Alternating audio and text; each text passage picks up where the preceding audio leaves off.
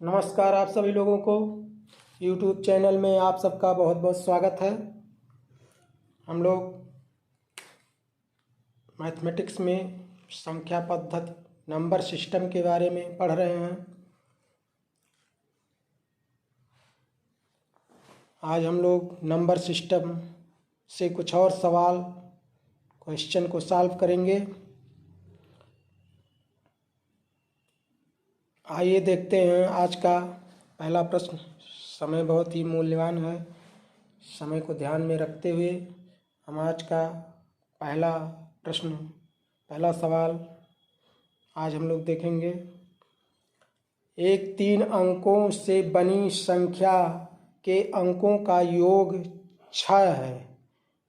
एक 3 अंकों से बनी संख्या के अंकों का योग 6 है।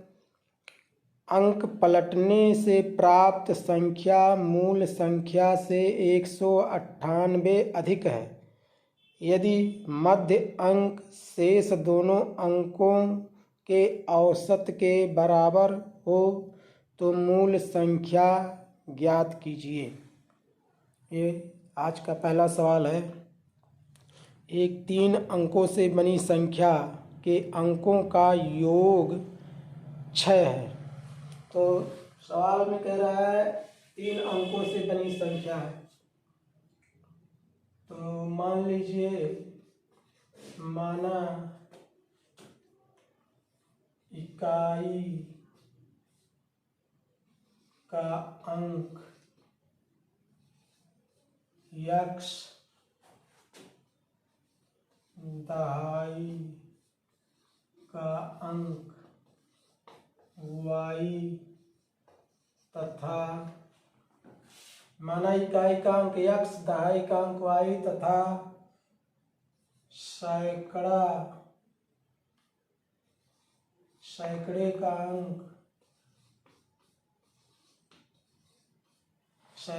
अंक z है। 3 अंकों की बनी संख्या है।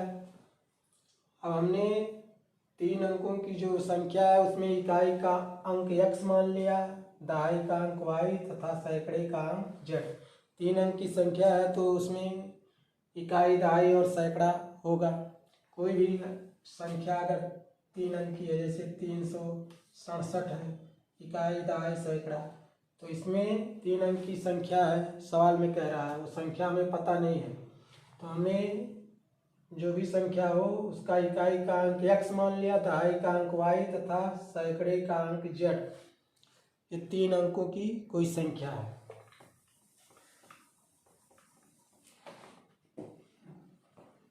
तो इकाई का अंक x अतः संख्या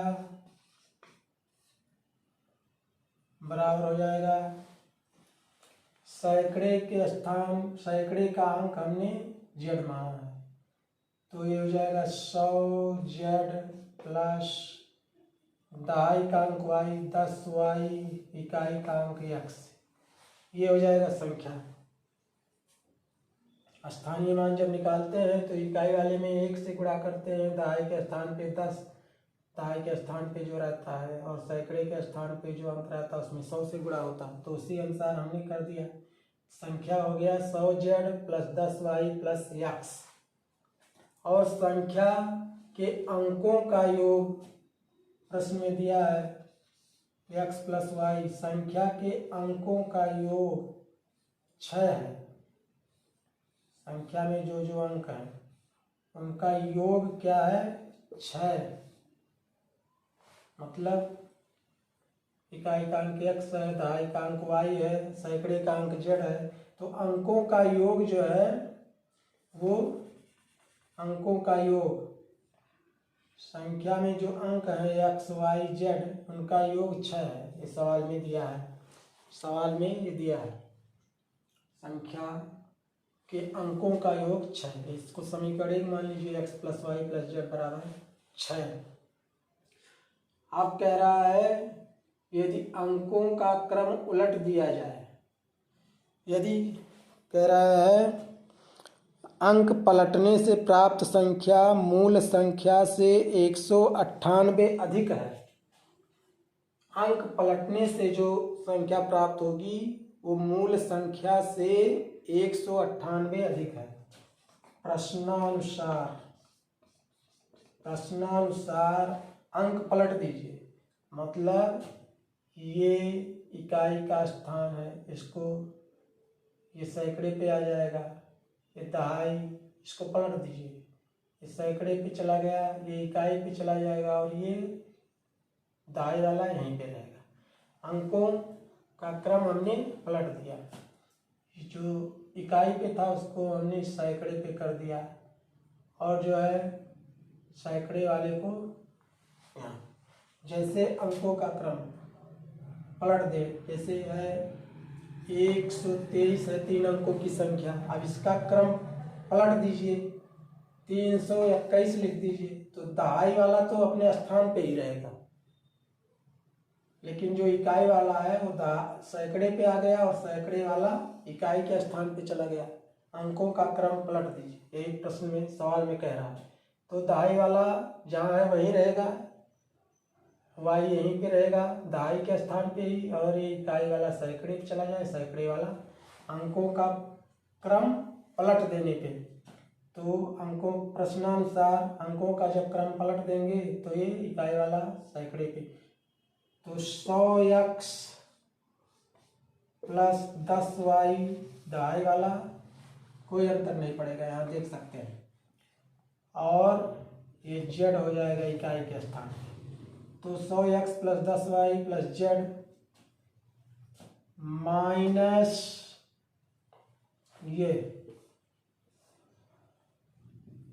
100z plus 10y plus x equal to 198।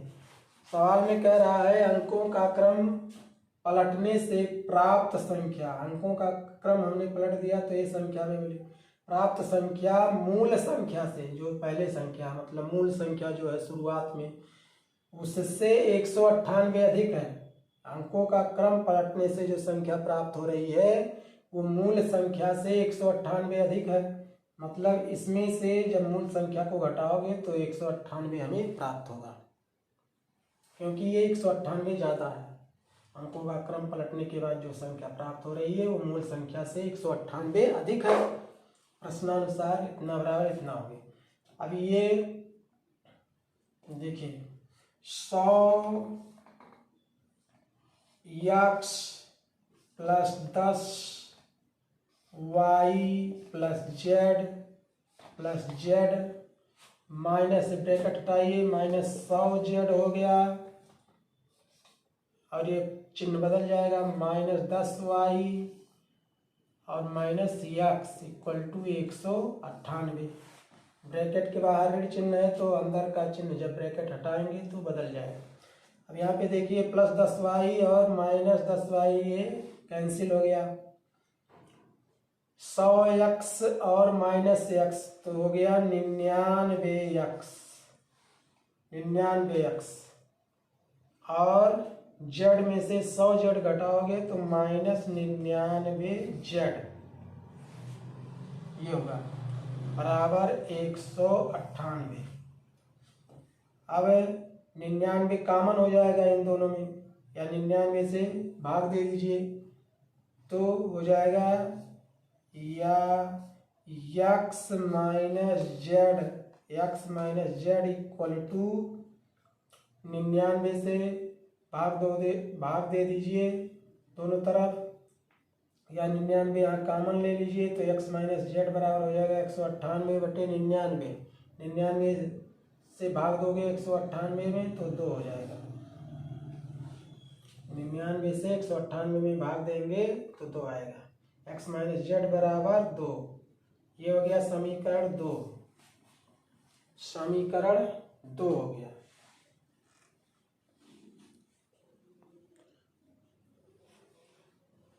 और आगे देखते हैं,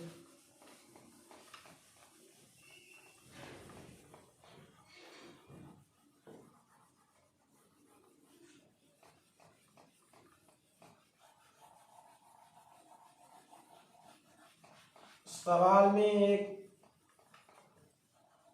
बात और कह रहा है। सवाल में कह रहा है कि यदि मध्य अंक शेष दोनों अंकों के औसत के बराबर हो तो मूल संख्या ज्ञात कीजिए। यदि मध्य अंक शेष दोनों अंकों के औसत के बराबर, मध्य अंक हमने जो है x y z माना था, इकाई, दहाई, सैकड़ा। तो मध्य अंक जो है शेष दोनों अंकों के औसत के बराबर है। प्रश्नानुसार मध्य अंक y है, y बराबर x प्लस जेड बाई 2 शेष दोनों अंकों के औसत के बराबर है। औसत के बराबर है प्रश्नानुसार, ये सवाल में ही दिया है। मध्य अंक जो है तो x प्लस जेड बराबर हो जाएगा 2y, x प्लस जेड बराबर 2y हो गया। ये समीकरण 3 आप मान सकते हैं,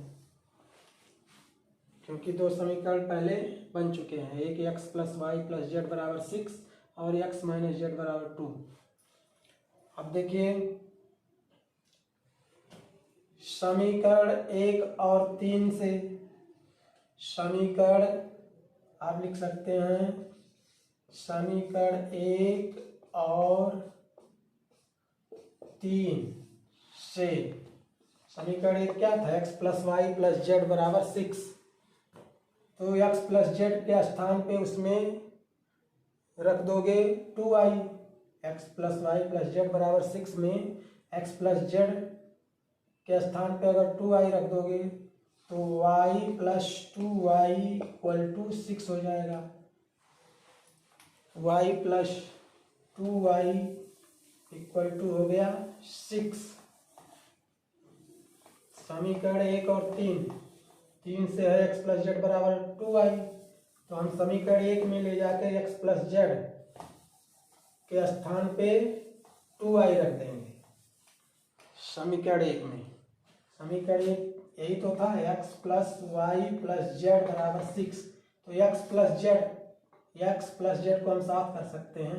x प्लस जेड के स्थान पे हम 2y रख देंगे। समीकरण 3 से है x प्लस जेड बराबर 2y, तो y प्लस 2y, y पहले से है इसमें, y प्लस 2y बराबर 6, 3y बराबर 6, y बराबर हो गया 2। y का मान निकल आया, y का मान निकल आया, y का मान हमें 2 मिल गया। अब हमको x और z का मान चाहिए, x और z का मान हमें और निकालना है। तो समीकरण 3 और समीकरण 2 को सॉल्व करिए। समीकरण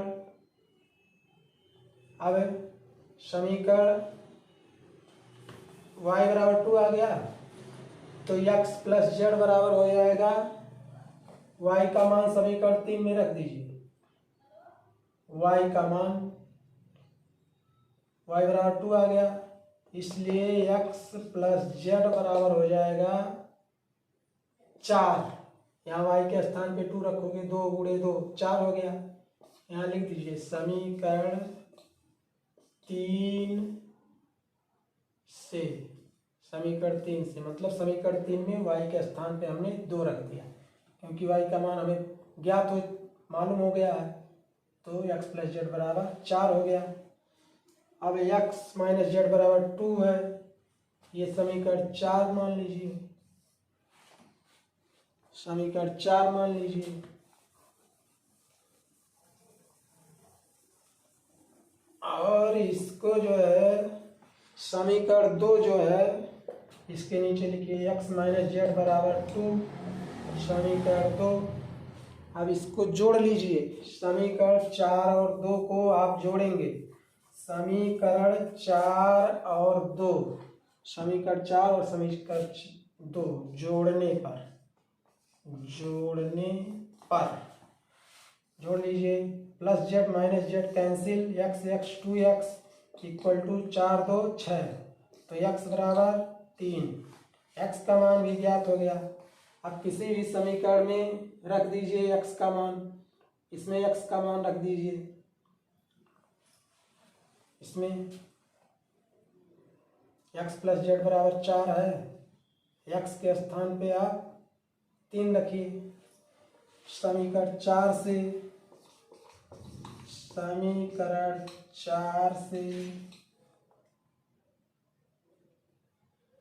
3 प्लस जेड बराबर 4, तो जेड बराबर 4 माइनस 3 हो जाएगा, 4 माइनस 3, तो जेड बराबर 1, जेड का मान 1 आ गया, और जेड का मान 1 आ गया, एक्स का मान 3, वाई का मान 2, तो संख्या क्या हो जाएगी?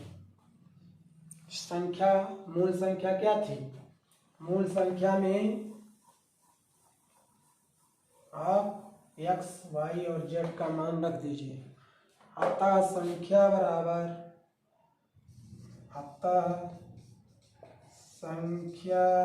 बराबर मूल संख्या क्या थी? मूल संख्या थी 100z plus 10y plus x, यही तो था मूल संख्या शुरू में। तो इसमें z के स्थान पे 1 रखिए, 100 गुणे 1 प्लस 10 गुणे y का मान 2 आया है, 2 प्लस x का मान 3 आया है, 3, तो ये हो गया 100 प्लस 10 दूनी 20 प्लस 3, तो कितना हो गया? 100 और 20 120 और 3 123, 123 संख्या हमें ज्ञात करनी थी, तो संख्या क्या है? 123 है, ये आपका आंसर, संख्या 123 है। अब इसको जब पलट देंगे तो ये हो जाएगा 321। आंसर चेक करना हो तो आप चेक कर सकते हैं, उत्तर की जांच। 123 संख्या आई, मूल संख्या, इसको पलट देंगे 321 हो जाएगा। 321 अंकों का क्रम जब बदल देंगे 321, अब 321 में से 123 जब घटाओगे तो 11 में से 3 गया 8, यहाँ 1 बचा, 11 में से 2 गया 9, यहाँ 2 में से 1 गया 1, 198 अंकों का क्रम पलटने से जो संख्या प्राप्त हो रही है वो मूल संख्या से 198 अधिक है, ये प्रश्न में कह भी रहा था सवाल में। अतः हमारा आंसर सही है, संख्या 123 होगी। अच्छा सवाल था, इसमें आप समीकरण बनाकर आसानी से हल कर सकते हैं। सवाल को कम समय में लगाया जा सकता है, विस्तार से हमने लगाया समझाने के लिए। अगर आप समझ गए तो आप स्टेप को कम कर सकते हैं और 1 मिनट के अंदर इसका आंसर निकाल सकते हैं।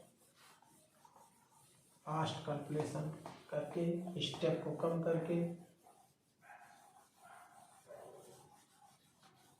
ऐसे ही सवाल जो है परीक्षाओं में पूछे जाते हैं।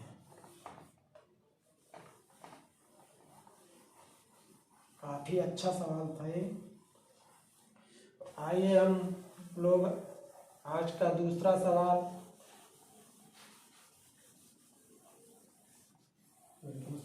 देखते हैं।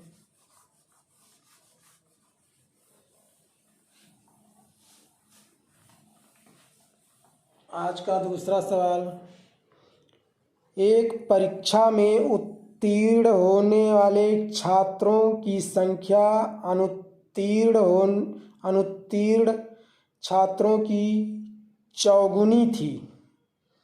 यदि कुल परीक्षार्थी 35 कम होते तथा 9 अधिक अनुत्तीर्ण होते तो उत्तीर्ण तथा अनुत्तीर्ण छात्रों का अनुपात 2:1 होता। कुल कितने परीक्षार्थी थे? परीक्षा में जो है उत्तीर्ण होने वाले छात्रों की संख्या अनुत्तीर्ण छात्रों की चौगुनी थी।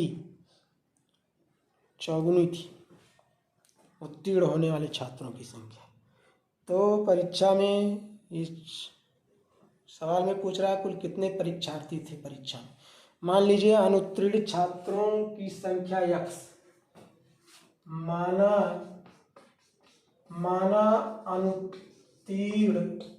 अनुत्तीर्ण छात्रों की संख्या बराबर x। हमने मान लिया अनुत्तीर्ण छात्रों की संख्या x, तो उत्तीर्ण छात्रों की संख्या उत्तीर्ण छात्रों की संख्या अनुत्तीर्ण छात्रों की संख्या की चौगुनी है, सवाल में कह रहा है। तो उत्तीर्ण छात्रों की संख्या कितनी हो जाएगी? उत्तीर्ण छात्रों की संख्या अनुत्तीर्ण छात्रों की संख्या की चौगुनी है, तो 4x हो गए। उत्तीर्ण छात्रों की संख्या क्या हो गई? 4x।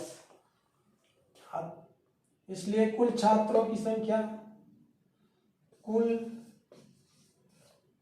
कुल छात्रों की संख्या कितनी हो गई? कुल छात्रों की संख्या जो अनुत्तीर्ण छात्र हैं और उत्तीर्ण छात्र हैं दोनों का योग हो जाएगा, तो 4x + x, तो ये हो गया कुल छात्रों की संख्या हो जाएगी 5x। कुल छात्रों की संख्या 5x हो गई। अब कह रहा है यदि कुल परीक्षार्थी 35 कम तथा 9 अधिक अनुत्तीर्ण होते तो उत्तीर्ण तथा अनुत्तीर्ण छात्रों का अनुपात 2:1 होता। कुल कितने परीक्षार्थी थे? इसमें सवाल में कह रहा है कि अगर जो है कुल कितने परीक्षार्थी थे 2:1, तो 35 कम होते कह रहा है सवाल में।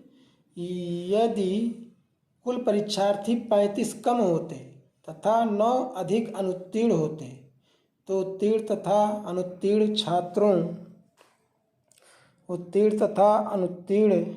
छात्रों की संख्या का अनुपात 2:1 होता।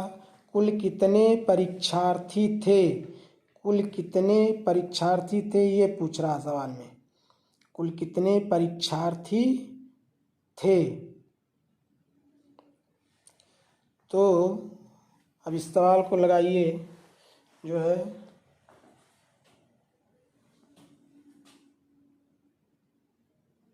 नई संख्या क्या हो जाएगी? कह रहा कुल छात्रों की संख्या अगर 35, कुल छात्र अगर 35 कम होते, नई संख्या हो जाएगी।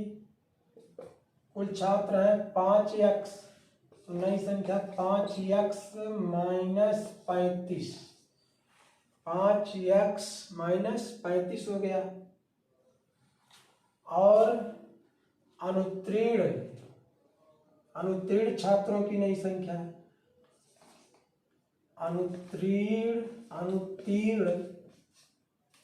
अनुत्तीर्ण छात्रों की नई संख्या प्रश्नानुसार लिख दीजिए। प्रश्नानुसार नई संख्या अगर कह रहा है 35, कुल छात्रों की संख्या 35 कम होती तथा अनुत्तीर्ण छात्रों की संख्या 9 अधिक होती। शुरू में अनुत्तीर्ण छात्र x थे तो 9 अधिक कह रहा है, तो नई संख्या अनुत्तीर्ण छात्रों की संख्या हो जाएगी x + 9। तो उत्तीर्ण छात्र कितने हो जाएंगे? अब नई संख्या जो है कुल छात्रों की नई संख्या इतना है प्रश्नानुसार 5x - 35। अनुत्तीर्ण छात्रों की नई संख्या ज़्यादा है 9, x + 9। अनुत्तीर्ण इतने हो गए और कुल इतने हैं, तो जो है उत्तीर्ण छात्रों की संख्या, उत्तीर्ण छात्रों की नई संख्या, उत्तीर्ण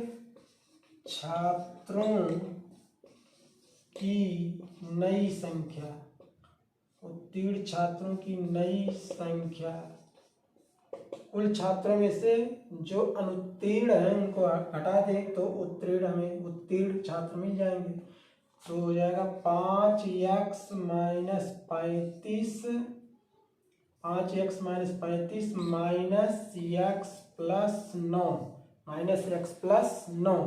तो ये हो जाएगा 5x माइनस 35 और माइनस ये कोष्टक हटाएंगे तो x प्लस 9 है, ये प्लस माइनस हो जाएगा क्योंकि कोष्टक के बाहर ऋण चिन्ह है, तो x माइनस 9 हो जाएगा। बराबर हो गया 5x में से x घटाओगे तो 4x हो गया, 4x और ये माइनस 35 और माइनस 9 हो गया माइनस 44, 4x माइनस। तो ये उत्तीर्ण छात्रों की नई संख्या हुई 4x माइनस 44। अब सवाल में कह रहा है कि उत्तीर्ण तथा अनुत्तीर्ण छात्रों का अनुपात, जो नया जो संख्या है उत्तीर्ण छात्रों का और अनुत्तीर्ण छात्रों का अनुपात 2:1 होता कुल कितने परीक्षार्थी थे।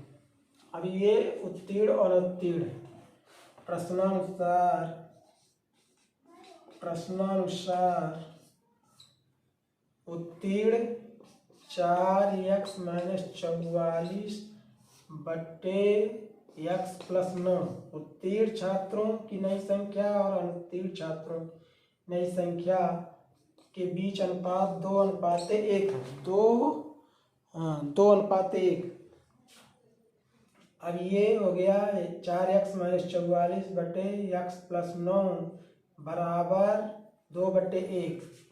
अब इसको हम तिरछा गुणा कर देंगे, तिरछा गुणा कर दीजिए तो ये 1 में गुणा हुआ 4x माइनस 44, 4x माइनस 44 बराबर हो जाएगा 2x प्लस 18, 2x प्लस 18। ये पक्षांतर करेंगे तो 4x माइनस 2x, तो 2x बराबर हो जाएगा 44 धन 18। 44 में 18 जोड़ोगे तो हो जाएगा 52 10 62, 62 हो गया 62। तो x बराबर हो जाएगा 2x बराबर 62, तो x बराबर 31, x बराबर 31 आ गया। तो छात्रों की कुल संख्या पूछ रहा है, कुल छात्रों की संख्या, कुल कितने छात्र थे, तो कुल छात्रों की संख्या 5x है, तो x का मान 31 आ गया, तो कुल छात्रों की संख्या 5 गुणे 31 हो जाएगी।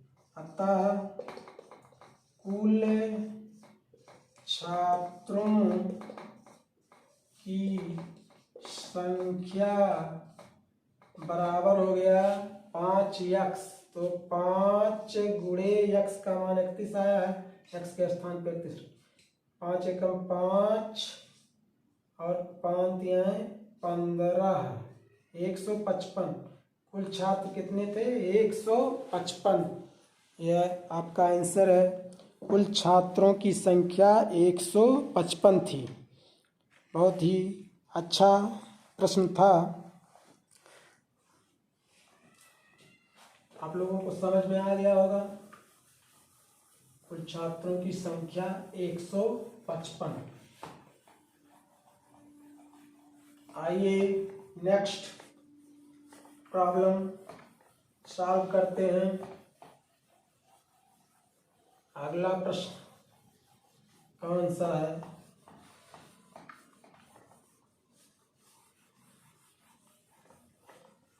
ये प्रश्न जो है कई परीक्षाओं में पूछा गया था।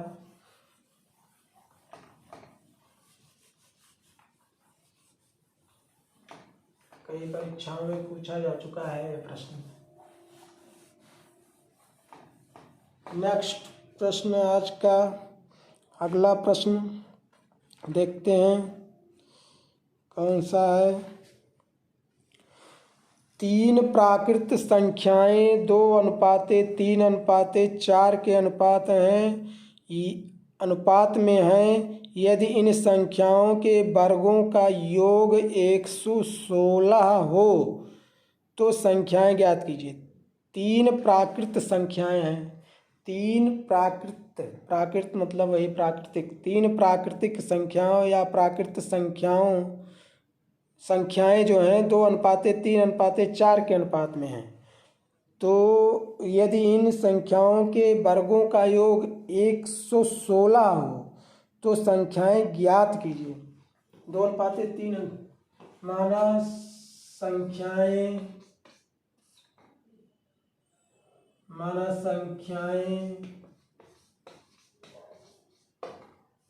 संख्याएं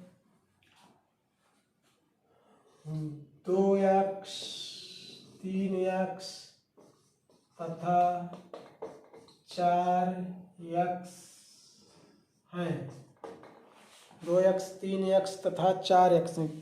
इनके बीच अनुपात दिया है 2:3:4 के अनुपात में है। तो हमने मान लिया संख्याओं को 2x 3x और 4x। कह रहा है इन संख्याओं के वर्गों का योग 116 है। इन संख्याओं के वर्गों का योग 116 है। प्रश्नानुसार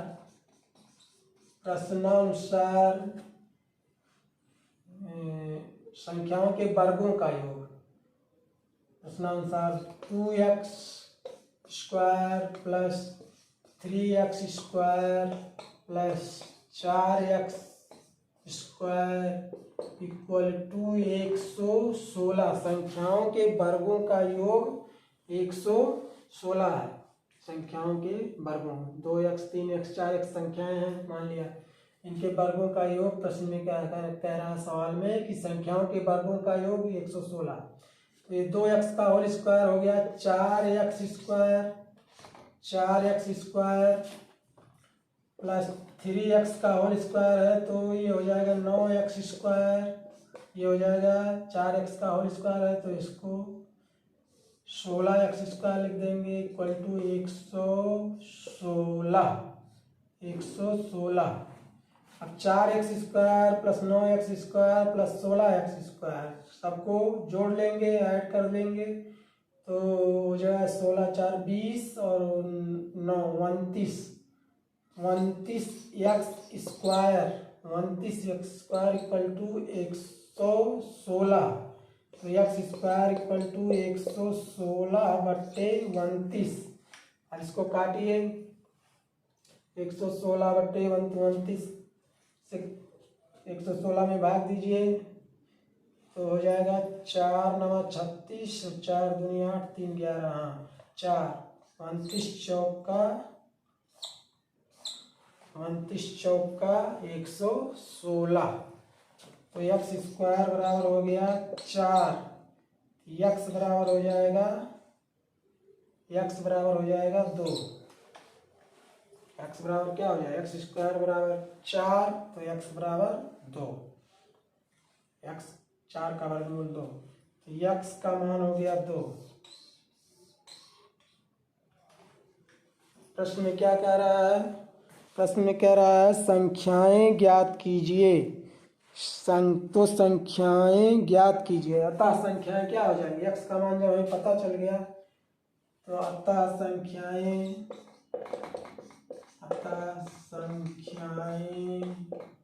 कौन कौन होंगी? 2x 2 दूनी 4 हो गया और 3 दूना 6 और 4 दूना 8। अतः संख्याएं 4 6 तथा 8 होंगी। ये आपका आंसर है। संख्याएं 4 6 तथा 8 होंगी। Thank you. आज के लिए इतना ही। Thank you for watching this video.